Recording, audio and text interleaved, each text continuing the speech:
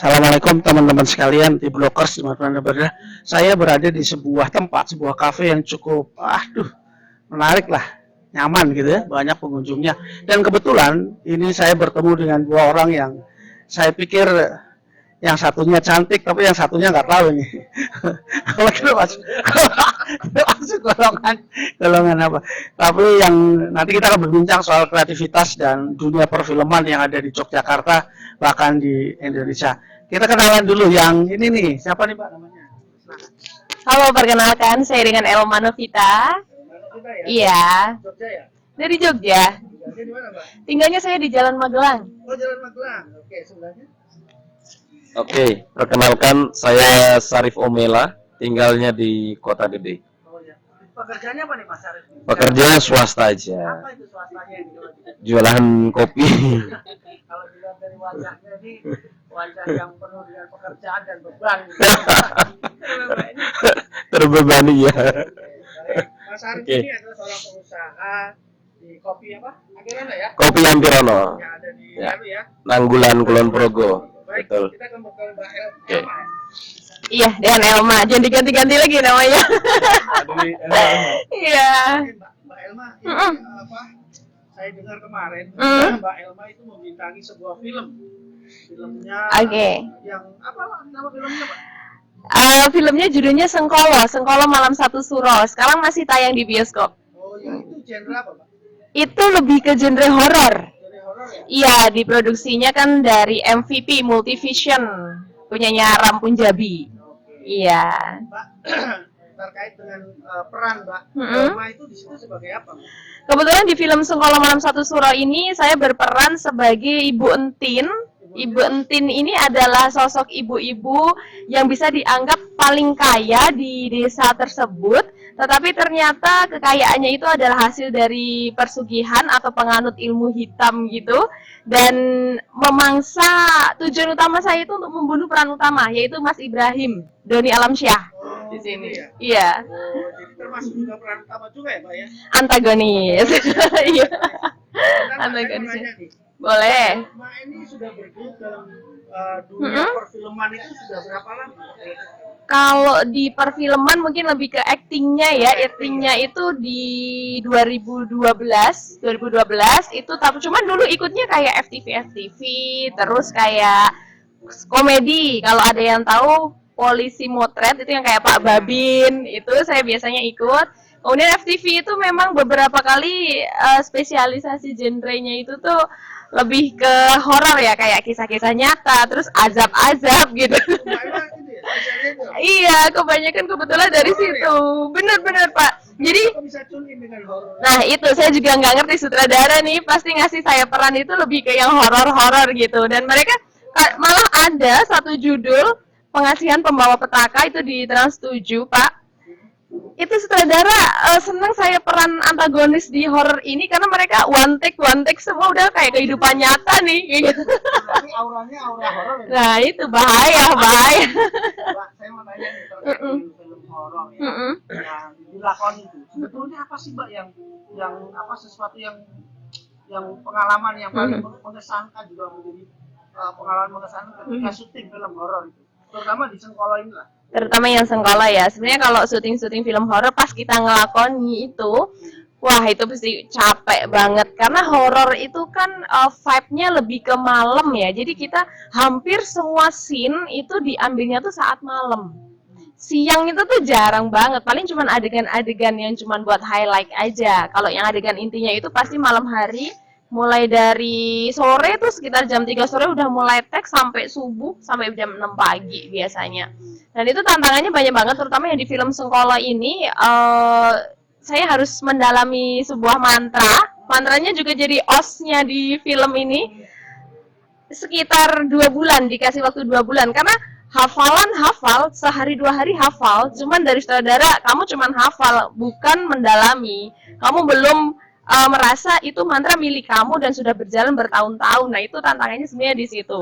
Kalau hafal mantranya mesti jadi dukun. Nah itu dia, dukun ya. Jadi orang mau syuting film horor, artis lah mau syuting film horor, itu sebetulnya apa yang harus dia persiapkan? Kan ini agak beda nih. Kalau tadi syutingnya malam. Benar. Apa lagi Mbak, auranya atau apa yang harus disiapkan bagi seorang aktris untuk film horor?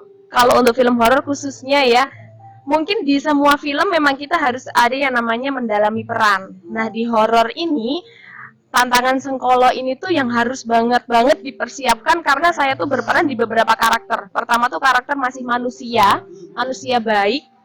Yang kedua jadi manusia tapi mayat. Setelah itu berperan menjadi mayat dan itu berperan menjadi iblis. Ini karakter yang berbeda semua. Di persiapannya mental terutama, apalagi kalau teks syutingnya malam kita dalam kondisi capek, terus udah nggak fokus. Nah itu biasanya udah ngeblank kadang kalau malam. Gitu ya. Mbak, kemudian ada nggak kejadian-kejadian yang cukup antik gitu loh, yang menjadi ketika syuting horor kan beda nih, syuting horor sama syuting FTV biasa gitu. Tapi apa Mbak, adakah kisah-kisah mistis atau pengalaman mistis atau Mbak Elma itu jangan-jangan dibekali dengan sesuatu yang mistis juga, spiritual juga untuk itu? Apa Mbak? Sebenarnya kalau itu sih percaya nggak percaya ya, cuman memang ada kayak dibekali dulu biar aman karena kita memerankan hal-hal yang kita nggak tahu ada atau enggak, tapi gimana pun kita percaya gitu, itu ada. Jadi lokasinya pasti kayak di tempat-tempat yang dia memang riskan dengan hal-hal yang seperti itu, dibuat aura-aura seperti itu. Makanya kita sebelum syuting mulai itu tetap ada yang namanya sedikit ritual, kayak potong tumpeng, terus kita juga mengundang tokoh-tokoh agama sekitar, itu khususnya untuk keamanan dan kelancaran saat syuting ini berjalan. Itu konon kabarnya pemeran film horor itu menjadi lebih susah ya ketimbang pemeran untuk yang lain-lain, Mbak. Pemahaman karakter negatif dalam konteks dalam negatif itu memerlukan kesiapan, misalnya menjadi iblis, tiba-tiba harus menjadi apa lagi tuh?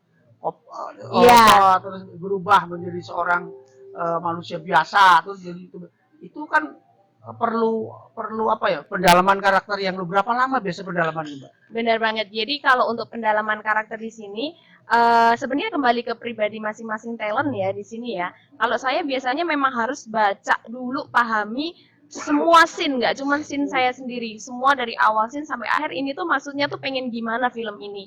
Jadi pas saya udah tahu, perannya sebagai Entin yang dia itu orang kaya tapi persugihan, dan setelah itu dia kena tumbalnya itu adalah diri dia sendiri, yang mana dia memang mati dan menjadi iblis.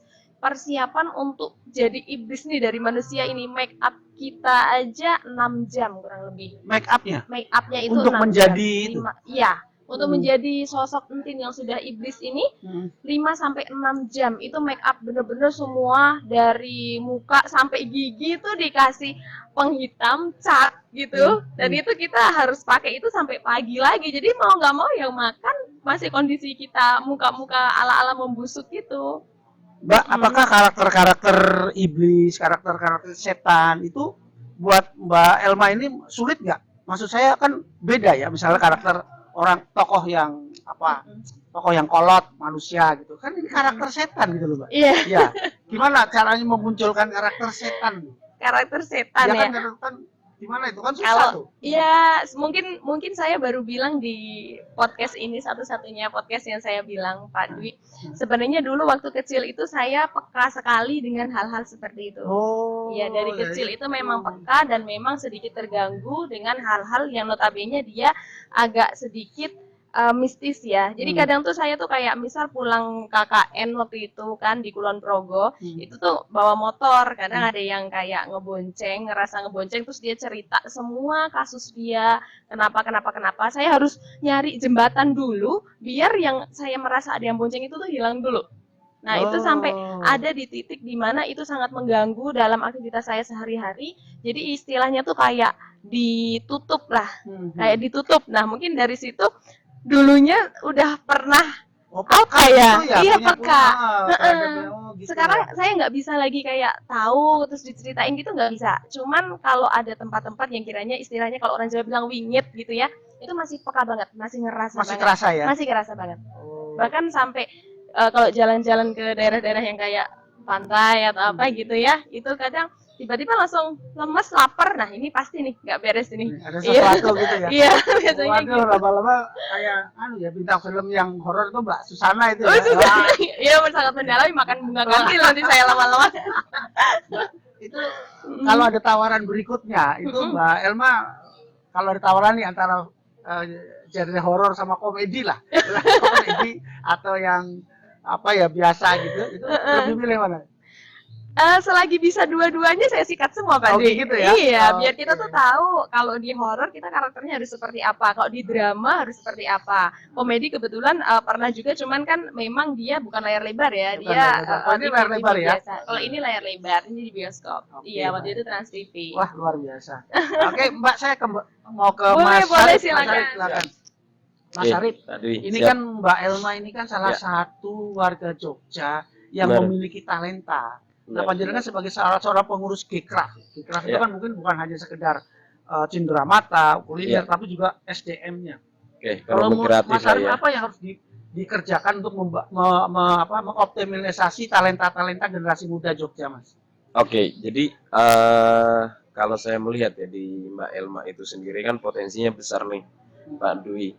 Apalagi basicnya dia itu sudah oke kayak gitu. Nah, dengan film Sengkolo ini saya melihat perannya itu oke banget sih, karena apa ya, bisa dibilang ini peran yang sulit banget. Jadi saya sudah nonton dan hasilnya oke banget.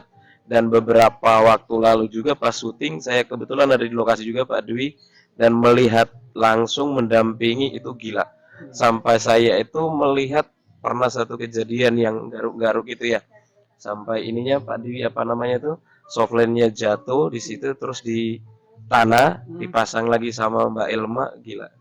Tuh keren banget. Dan ketika dilihat di bioskop ya terus ketika dilihat di bioskop ternyata keren. Dan ini perlu jadi apa namanya, semangat mungkin untuk teman-teman di Jogja terutama yang masih muda seperti itu, dan menjadi percontohan seperti itu. Jadi Jogja apa namanya, ternyata banyak talenta seperti Mbak Elma bisa main di layar lebar seperti itu. Ini suatu kebanggaan juga ya Pak Dwi buat kita warga yang ada di Yogyakarta seperti itu. Jadi buat percontohan bagus banget. Baik, kembali Oke. ke Mbak Elma nih.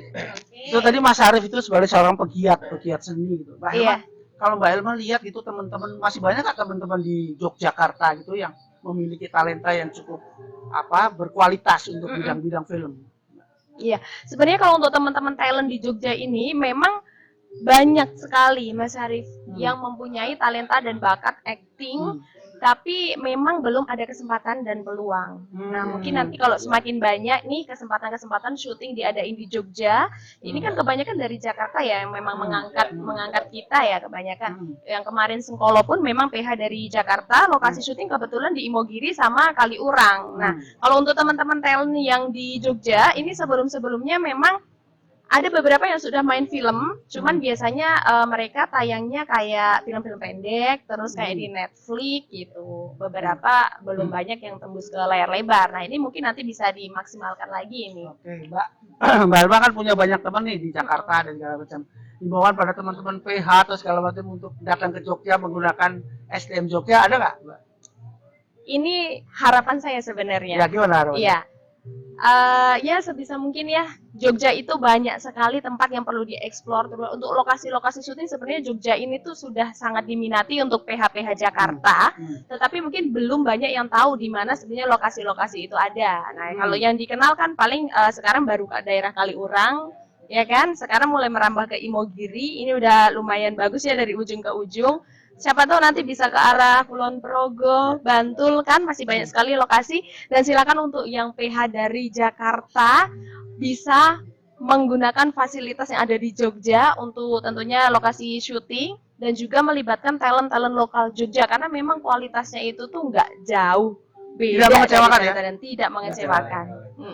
Oke, terima kasih Mbak Elma, Mas Sama-sama, Arif, mudah-mudahan Pak Dwi. sukses untuk filmnya. Amin amin, terima kasih. Jangan lupa nonton. Ya.